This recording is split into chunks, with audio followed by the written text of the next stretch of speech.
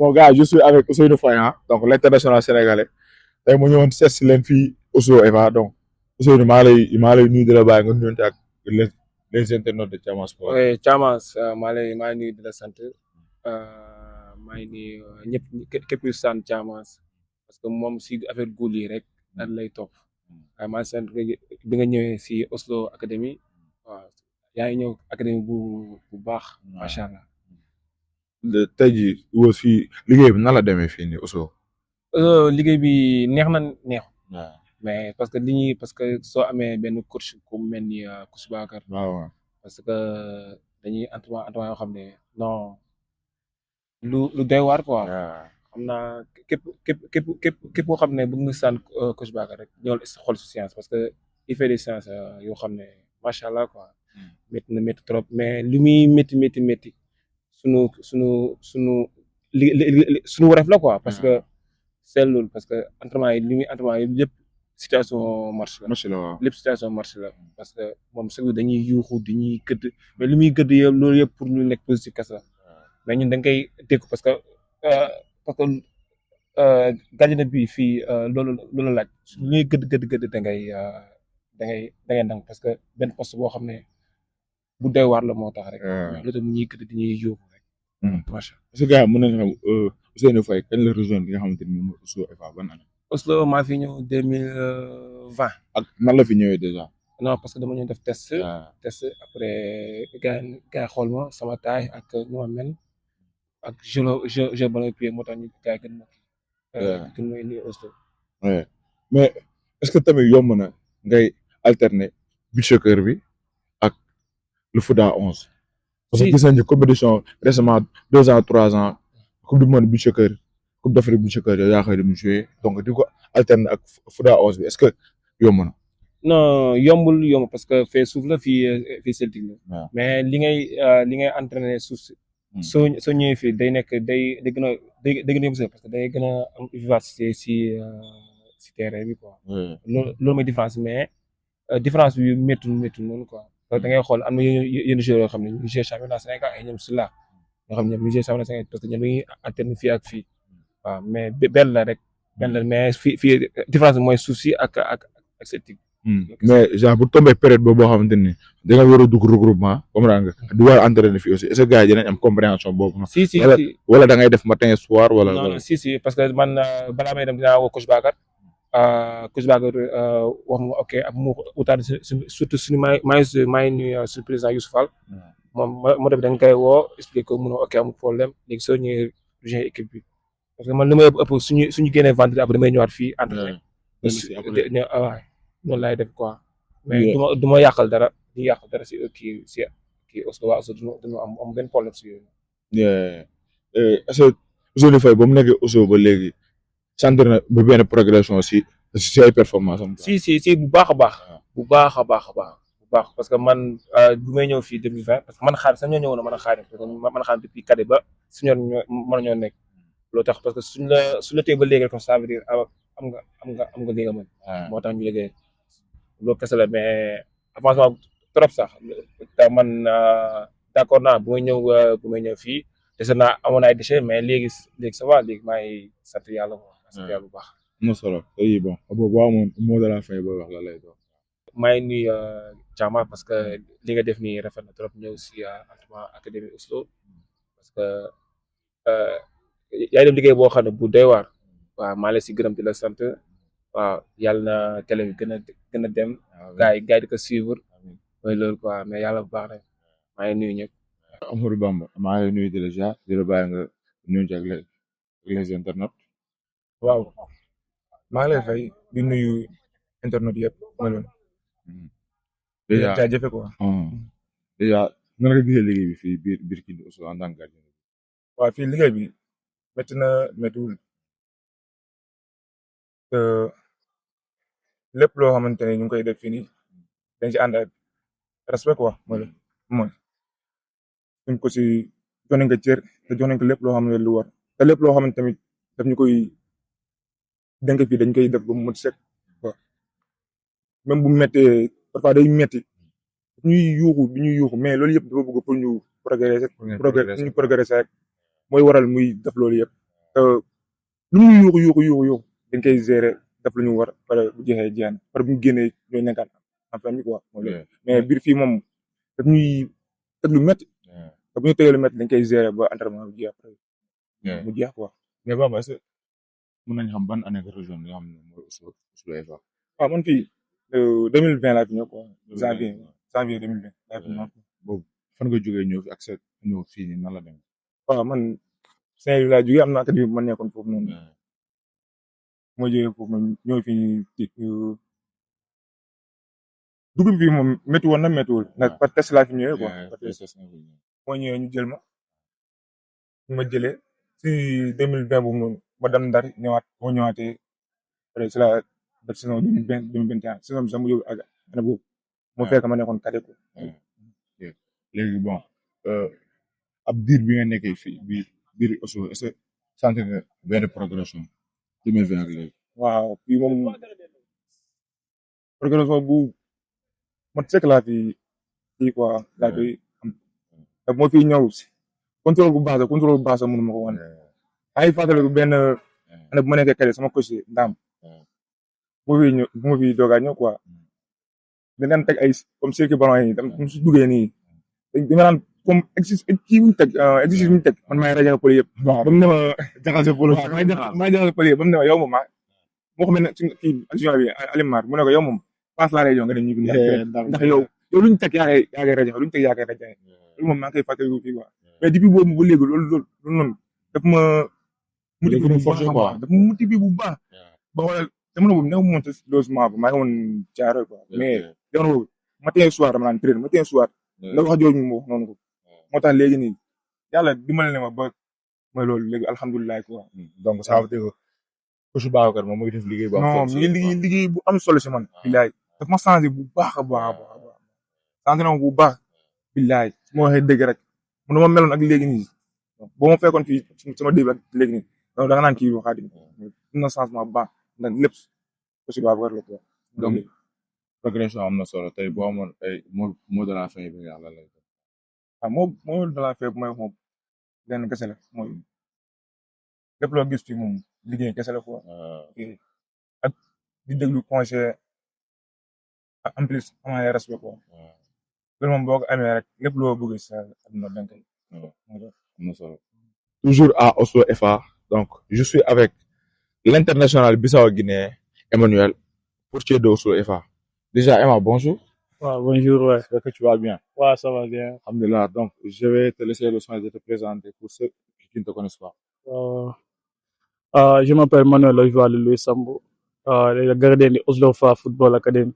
Mais Emmanuel, la teranga sénégalaise, est-ce que tu le vis, la teranga sénégalaise? On dit souvent que le Sénégal est le pays de la teranga, quoi. Parce que les langues sénégalaises, c'est trop difficile. Yeah, la langue sénégalaise. C'est trop difficile, ouais. Yeah, mais je viens ici parler créole seulement. Ok. J'ai fait une année, deuxième année, j'ai compris un peu de français. J'ai compris le français ici. Tu parles un peu Wolof quand même. Wolof. Quand les personnes parlaient, j'ai compris un peu. Mais nanga def. Nice job. Cool. Emmanuel, tu es bissau-guinéen. Et si je te demandais, là où tu as commencé à pratiquer ta passion, le football, c'est où? J'ai commencé à Guinée-Bissau en 2013, Académie MEPA GB. J'ai commencé là-bas les petites catégories jusqu'à senior. Senior 2024, j'ai parti à équipe nationale Guinée, parti à Ufoa, à Libéria. Libéria. C'est là-bas que le président Oslo FA m'a regardé. Il m'a donné les convites pour le Sénégal. J'ai dit oui. En 2024, mois d'octobre, j'ai arrivé ici pour travailler avec les groupes Oslo FA. Mais Emmanuel, tu as fait des études. Jusqu'à quelle classe? J'ai terminé les 12e. Mais pourquoi tu as abandonné les études pour te concentrer uniquement sur le football? Parce que pour moi, le football, c'est plus bon pour moi. C'est mon carrière. Depuis les 7 ans, 9 ans, je connais le football. C'est pour ça que j'ai abandonné l'école et continué pour le football. Mais pourquoi le choix du Sénégal? Pourquoi la direction du Sénégal, Emmanuel? C'est mon premier convict de le football professionnel. C'est pour ça que j'ai dit oui, il n'y a pas de problème. Parce que football guinéen, c'est amateur, c'est pas professionnel. C'est pour ça que j'ai dit après Youssoufa, oui, il n'y a pas de problème, je vais partir au Sénégal. Parce que c'est mon premier contrat professionnel. Ouais. Contrat professionnel. Ouais. Yeah. Et comment s'est passée ton intégration à Oslo FA? Est-ce que c'était facile ou difficile? Parce que le fait de quitter un pays pour rejoindre un autre pays, un pays que tu ne connaissais pas, quoi. Ouais, c'est vrai. Parce que j'ai arrivé ici, parce que Sénégal, c'est trop difficile. Les premières années ici, Sénégal, c'est trop difficile. Je viens ici. Ici, il y a beaucoup de gardiens ici à Sénégal. De très bons gardiens aussi. Très bons gardiens, voilà. Je viens ici je regarde beaucoup de gardiens ici, ils travaillent, le groupe Oslo. Je viens ici, jour à jour, les travail. Les Ligue 1, j'ai parti beaucoup de matchs, mais remplaçant. J'ai commencé à jouer le match à 20e journée. J'ai commencé à jouer les matchs Ligue 1. J'ai fait 10 matchs, championnat terminé. Aujourd'hui, arrivé Ligue 2. Les saisons là, j'ai commencé comme le premier gardien. Parce que c'est travail jour à jour. Hein. Yeah. L'Emmanuel de l'année dernière et l'Emmanuel de cette année-ci, il y a une très grande différence. Et moi, en tant que gardien de but, j'ai constaté une très grande marge de progression. C'est dû à quoi? Au travail, la mentalité. C'est travail, mentalité, il y a tout. Un bon gardien, c'est travail. Écoute ton coach. Travail jour à jour. L'année passée, c'est trop difficile pour moi. Parce que j'ai ici, je ne comprends pas Wolof, même français, créole seulement. Il y a beaucoup de difficultés pour parler avec les professeurs. Mais cette année-là, j'ai parlé un peu, même je ne parle pas bien, les personnes rient, c'est pas un problème. Non, mais bon, actuellement, je pense que tu comprends un peu le Wolof. Quand les personnes parlaient, j'ai compris un peu. Mais tous les problèmes, c'est pour répondre. Je réponds français. Okay. Tu comprends, mais quand même, tu as du mal à répondre, quoi. Yeah. Justement, cette année-ci, Emmanuel a été élu le meilleur gardien des phases aller. Qu'est-ce que ça t'a fait déjà? C'est la même, c'est travail. C'est travail. Chaque match, travail. Toi, travail ici, à terrain, 5-6 jours pour jouer les samedi au dimanche. Il y a beaucoup de travail. Le travail. Le championnat, match à match, il faut travailler dur. Après les phases aller, j'ai gagné meilleur gardien Ligue 2. Je suis très content pour ça. Je continue de travailler pour faire retour encore, pour gagner encore. Mais je pense c'est possible. On va continuer pour ça. On va continuer de bosser, quoi. Et comment tu trouves le niveau du championnat sénégalais? Niveau championnat sénégalais, c'est un très bon championnat. C'est un championnat trop difficile. Parce que les match à match, c'est trop difficile. C'est un match trop dur.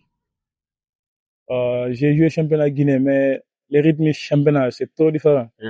Parce que ici, tous les matchs, c'est match. Il n'y a pas de match facile, quoi. Ouais, il n'y a pas de match facile. Chaque match ici, c'est trop difficile. Trop même. Okay. En début de saison, Emmanuel est venu avec ses objectifs personnels. C'est quoi? Mon objectif ici, c'est le travail pour gagner les meilleurs gardiens. Deux, le progrès. Inch'Allah, on va assurer un Europe. C'est ça l'objectif de tous les joueurs. Décrocher un contrat professionnel en Europe. Wow. Bon, c'est une chose qui est bien possible, Inch'Allah. Donc, continue à bosser. Mais quelles sont tes ambitions avec le club déjà? Mon ambition cette année-ci, quoi? Cette année-là, mon ambition avec le club, c'est pour monter à Ligue 1. On va continuer le championnat au finish. On va continuer le travail. Même si ce n'est pas les premières, deuxième, troisième. J'espère que les gars vont faire pour ça. Tout le monde à la fin, c'est ça. Je vais dire merci au club pour les opportunités pour travailler jour à jour. Je suis très content avec les gars. Je joue au football très bien. Parce que match à match, je regarde les gars travailler dur pour gagner le match. Il y a un match qui ont perdu, il y a un match nul. Mais c'est ça le football. je suis très content pour le travail du jour à jour ici. On va continuer pour travailler pour ça. Inch'Allah, prochaine, si c'est pas possible les années là pour monter Ligue 1, Inch'Allah, les prochaines années, l'équipe va monter. Merci beaucoup à toi et on espère aussi voir un Emmanuel qui sera bon, peut-être le meilleur gardien de la Ligue 2 en fait de saison. Inch'Allah. Merci Emmanuel. J'espère que vous allez bien. Comme ni ngeen ko gisee tey maa ngi fii ni Stade Parcelles donc ñëwoon seet si les gardiens du but de Oslo FA donc tey ma toog ak ki nga xamante ni moom moo leen tàggat coach Babacar donc nekkul ku ñuy présenté fii Sénégal alors coach déjà maa lay nuyu di la bàyyi nga nuyoon ak les internautes de Thiamas Sport 221. fay Bamba maa ngi lay nuyu bu baax di nuyu tamit internautu Thiamas 221 waaw maa ngi lay nuyu bu baax ba pare di rafetlu tam sa liggéey tam bu baax Bamba. am man foofu sax laa bëgg ñu commencé quoi. parce que non dafa am loo xamante ne man dama ko téye quoi loolu dama gis li ngay def. dama gis ngay def liggéey bu extraordinaire. boo xamante ne c'est à saluer man pour man gars yi dañ la war a jox àllarba quoi. billahi non parce que da ngay liggéey bu extraordinaire parce que gis nga liggéey comme par exemple métier gardien de but da nga ko valoriser bu baax. parce que man damay gis ay góol yoo xamante ne ñu ngi ci championnat Ligue 1 bi ñu bari fàtte woon nañ leen. ñu ngi ci championnat bi di jouer le fait que nga dem fa di def reportage après dégg nga ñu sulliwaat quoi te loolu c'est à saluer quoi dafa nekk liggéey boo xamante ne liggéey bu extraordinaire. waaw il faut que nag gars yi épaulé la nag bu baax nag. waaw. kon gars yi comme ni ko coach Ba waxee kon gars yi fay nañ àllarba bi am na solo coach déjà bon peut-être gars ñu ngi lay gis yaa ngi tàggat góolu Oslo mais xamuñu derrière la personne quoi tey coach Ba est-ce que mën na ñëwaat si son parcours sportif. waaw Bamba. ndax mel ni góol moom vécu nga. non pour naa nag pas tellement. waaye man maa ngi débuté sama carrière port fa laa defee formation cadet ak junior après 1996 97 maa ngi woon gendarme. après waaw dama replié waat port. joué championnat 2004 2005 bi ñuy jël championnat bi ñun la woon. maa ngi woon ci groupe boobu waaw. waaw après bi mu fa jógee nag après ci la voyage yi demoon Libye. fa laa joué championnat 2006 2007. waaw mais man dama nekk nit boo xamante ne sama benn grand frère moo ma formé. ku ñuy wax Ousmane Sy. décédé na. waaw mi ngi woon Gorée la génnee moom tamit ak jaaroon port tamit international sénégalais la woon quoi. ci loxoom laa jaar waaw. sama parcours loolu la quoi. loolu la mais coach tey jii nii déclic bi fan la dooree nga ne laa dama bëgg di tàggat ay góol quoi expérience bi ma jëloon ci football ma partagé ak ndaw ñi. waaw man maa ngi fàttaliku bi may nekk cadet ak junior. fois sama mag bi daf ma doon woo. doon ma jox ay xale yu ndaw. ma leen di entraîner man foofu laa commencé am amour bi. même bi mu nekkee entraîneur. parfois daf ma doon jox ay góolu kadem ma leen di entraîner foofu laa commencé. dem nag ba am amour bi trop. après nag ci la ma commencé nag di expliquer bon xale noo koy débuter ak bu demee ba tollu benn stade bi lan la war a continuer. yooyu yëpp man ci moom laa ko jàngee quoi ci moom laa amee amouru nekk entraîneur gardien bi dëgg ak tamit ma nekk tam après tam ci poste bi tamit. poste bi tam kii ma tam trop tamit. waaw ma xam ne tamit bon tey jii bés boo bàyyee football tamit war nga mun a am tam loo partager xale yi quoi. waaw man loolu ma ci gën a dugal. ok mais coach tey est-ce que yomb na nekk un préparateur de gardien parce que léegi dañuy gis da nga nekk un ancien gardien de but nekkoon ci nawetaan pare amoo loo def nga dajale sa ñetti bal dajale ñaari boy ñetti bal ne da nga leen di former. waaye Bamba posé nga ma nag question bu doy waar sax. voilà bon bari na fi trop nag. bari na fi trop mais man pour man foot bi du ñoom quoi. bon pour man sama gis-gis. foot bi du ñoom. bon parce que ñu am amour la quoi ñu bëgg a def.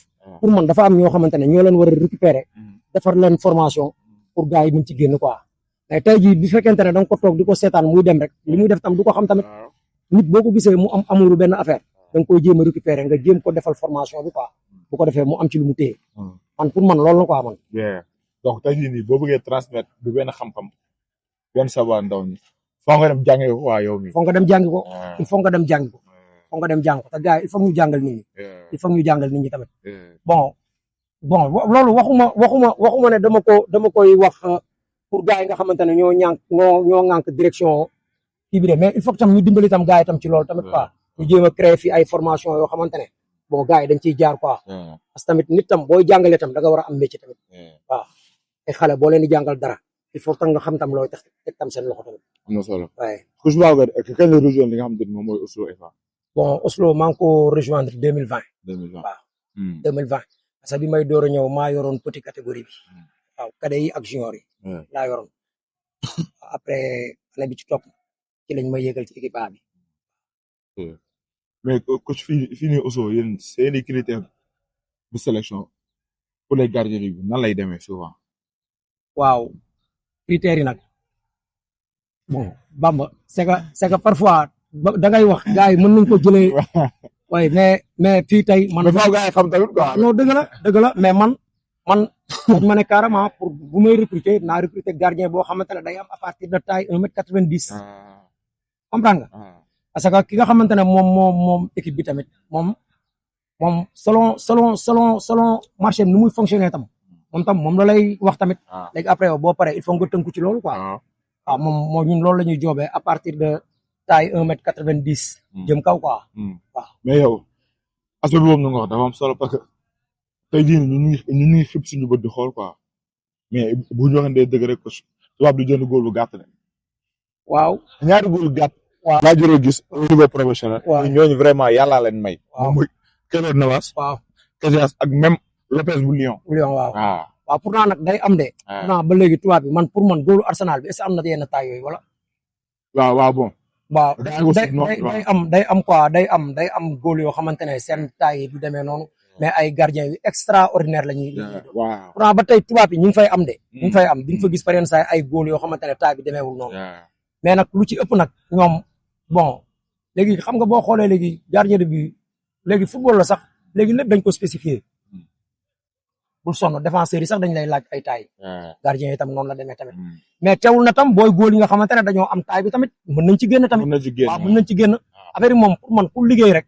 jëriñu quoi ku liggéey rek fayeku waaw loolu quoi. am na solo mais coach les fondamentaux de gardien de but maanaam góol yoo tey boo ko jëloon ni lan ngeen njëkk a def si moom quoi. waaw gis nga mooy lu may wax rek facteurs yi waaw. psychologique. dafa baax trop gis nga boo leen récupérer mentalement nga leen njëkk a travailler ba pare après technique tactique après physique fondamentaux base yi te bu muy door fexeel ba instauré ko ci moom waaw fexeel ba instauré ko ci moom man moom bu ma récupérer xale moom loolu laay njëkk a def parce que Bamba booy parfois dañuy am ay problèmes yoo xamante ne bu ñu ñëwee duñ la ko sax mën a expliquer dañuy ñëwaale ak moom entraînement te gis nga bu fekkente ne dafa nekk benn booy boo xamante ne amoo mainmise ci moom pour nga récupérer ko problème la gis nga loo ci nekk def booy bi day am limite boo xamante ne fa lay yem comprendre nga lu am solo la man moom loolu moom dama ko fonk ci formation de base trop mooy facteur boobu noonu quoi facteur psychologique booy bi mentalement il faut que mu baax. biir aussi moom ma seetlu fii une très bonne qualité de formation pour les gardiens de but parce que gis naa góol yi nga jot a formé yëpp même mu jugee fii sax même bu ñëwee si beneen club dañuy continuer di performer tey jii nii mën naa si lim Samba Mballo un gardien de but qu'on présente plus dans le championnat sénégalais mën naa ne tey il est le gardien il fait partie des gardiens les plus constants du championnat. way dëgg la. way dafa am loo xamante ne nag loolu fii la nag quoi. bon fii liggéey bi sax du man kese maa ko yor am na yeneen ñaari entraîneurs yoo xamante ne ñëw ñu fi mooy coach Latir Pape Cheikh yëpp bon ñëpp ci formation bi lañ bokk waaw loolu quoi booy moom wax dëgg yàlla moom bu ñu nekkee booy moom fii dañuy fexe ba ñu am base quoi de ce fait que budul fii sax lépp fu ñu dem rek war nañ ko mun a exercer waaw te tam ñun tamit dañuy préparer tam pour tam fële tamit waaw préparer wuñu pour mu jóge fii dem jaraaf wala dara rek mais dañuy préparer fii pour génnee ko quoi am na solo keroog dama ko seede Samba Mballo waxay kàddu yu rafet ci yow ne ma man lépp lu ma am si góol li ci ëpp Kousu Babacar moom moo ko def si man quoi. waaye bàcc dafa baax rek yaa ngi wax ku yaru nag. yaa ngi wax ku yaru incha allahu rabbi bon dina am dara ci football quoi. parce que nit bu sérieux la dafa sérieux trop. dafa sérieux bàcc loo ko waxal rek am na lu des. booy la boo xamante ne bëgg na entraînement ba pare bàcc amul dafa jaar na ci yow rek jóge fa de déedéet.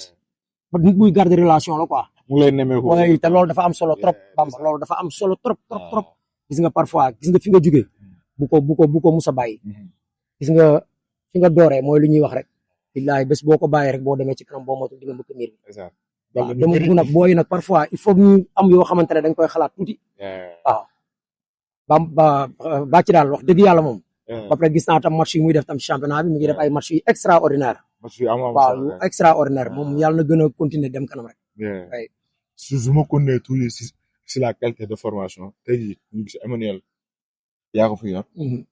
ñu gis une très grande progression par rapport ak l'année dernière. dëgg la waaw parce que Emmanuel bu année dernière ak. dëgg la ren bi bon bokkul quoi. dëgg la ooy Bamba.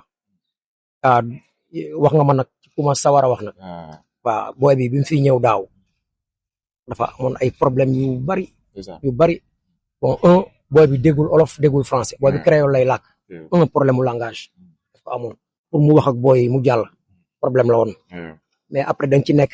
ba pare booy bi débuté fi ay match am problème trop amoon sax yeneen problème sax yoo xamante ne bon problème mu technique la quoi tamit. parce que booy bi boo xoolee début bi booy bi dafa amoon problème mu gérer profondeur. problème mu placement mais dafa nekk nit boo xamante ne dafa nangoo déglu ba pare nangoo liggéey. dafa nangoo déglu nangoo liggéey Emmanuel boo koy corriger mu bàyyi la boppam. mais après loo ci gis après ma waxaat la beneen jikko ci moom. il est très discipliné. dafa yaru trop gis nga bu may génnee bagage pour entraîner. saa yi may génnee matériel yi Emmanuel moo fay jiitu dama la koy wax léegi nit la boo xamante ne tam su ma toogoon tam di fi wax tam ay waxam gëw ma ne dinaa fi jóge quoi gis nga lu mu am tamit daf ko mérité et puis c'est un travailleur très discipliné waaye moom tamit maa ngi koy ñaanal yàlla tamit quoi waaw yàlla na gën a dem ci kanam quoi. justement sur loolu laa bëgg ñëw preuve la parce que cette année il a été élu le meilleur gardien des phases aller. loolu c'est pas donné à tout le monde donc ça veut dire que liggéey boobu noonu fay dëgg la waaw mooy lu ma wax léegi nii rek dafa nangu rek dafa nangu liggéey Emmanuel dafa nangoo liggéey Emmanuel loo ko teg da koy tegoo dafa nangoo liggéey ba pare discipliné bam moom naa la wax leen gis nga joueur moom am na loo xamante ne moom bés boo ko melee moom waaw da ngay dem ci kanam quoi force da ngay dem ci kanam am na solo waaw mais coach le niveau des gardiens de but locaux yow yaa ngi sur championnat bi tey jii lan nga wax ci niveau fi góor yi toll. waaw bon pour man ñi ngi avancé quoi. Bamba pour man ñi ngi avancé bu baax. waaw gis nga ay jamono bon championnat Sénégal da nga daan dem di seetaani ji góol yi boobu préparateur yi bëriwuñu woon si club yi quoi. gis nga da ngay gis benn góol boo xamante ne Ligue 1 day génn centre aérien mais xamoo kañ la war a jàpp bal bi ak kañ la ko war a boxé. exactement boo xoolee léegi dafa commencé dañ. léegi damay gis booy dañuy am benn jugement boo xamante ne surtout aérienne. ay sorties verticales yu jaar yoon sax. boo xoolee looloo nekk problème góolu Sénégal yëpp. sortie aérienne formation mais te ma yokkaat la leneen tamit gars yi tam li ñu indi fii tamit c'est très bien.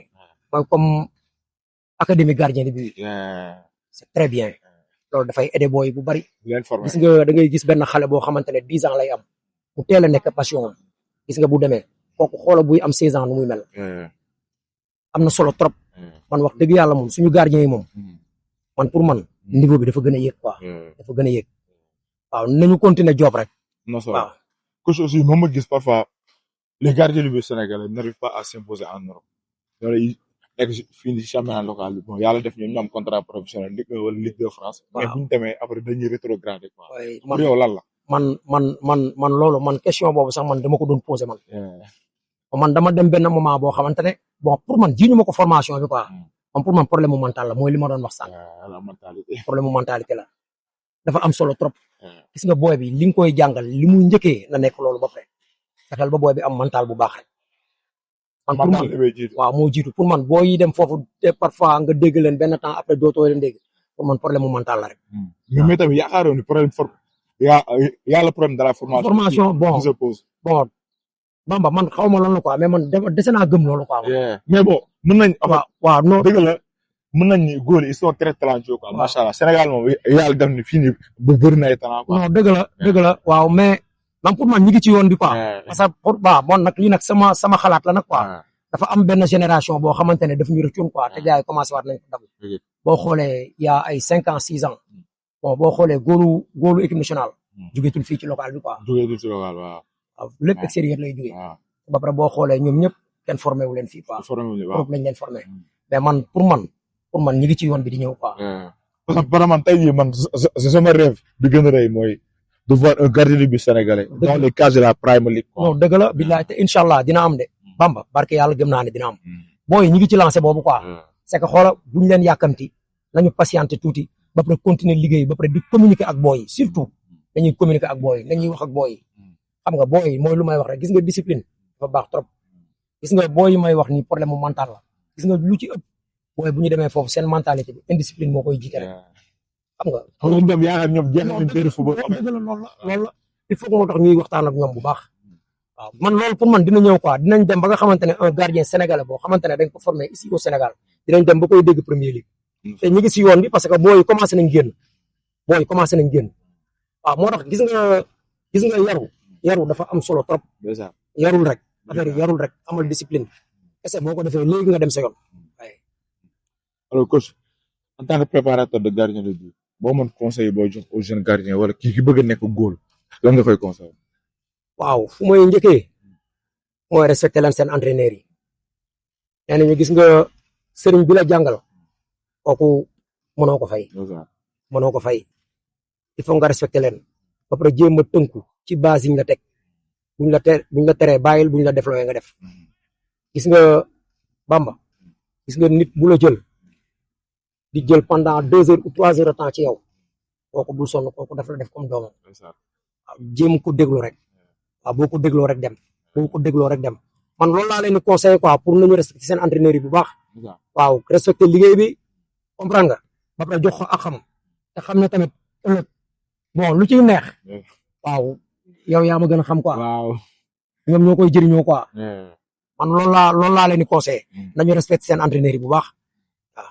am na solo mais coach bon avant wax nga ko si say ndorteelu kàddu daañu ñoo gis ñi nga xamante ni ñoom ñooy valoriser góol fii nii Sénégal donc tey jii bu ngeen gisee tey ñu ñëw pour valoriser les gardiens de but moom ma ànd avec la team goalkeeper 221 donc di mettre en lumière les gardiens de but loolu yow déjà initiative boobu noonu nan nga ko gisee bien vrai que ñëwoon nga si say ndorteelu kàddu. non dëgg la Bamba man déggoo li ma la wax man waxuma la ko ndax da nga toog fii gis nga lii ma toog di la suivre nga koy def ay góol yu bari billahi booy laa njëkk a laaj kii kan la booy expliqué ma man leen mi ngi def liggéey boo xamante ne wax dëgg yàlla daf ñuy aider ñun ñëpp parce que booy tamit bu ñu nekkee tamit ci benn lancé il faut que mu am tam loo xamante ne moo leen di promouvoir te yow ci liggéey boobu nga nekk ñun lii amuñu ko woon gis nga góol ci équipe gars yi dafa am sax beneen bët bu ñu leen daan xoolee bu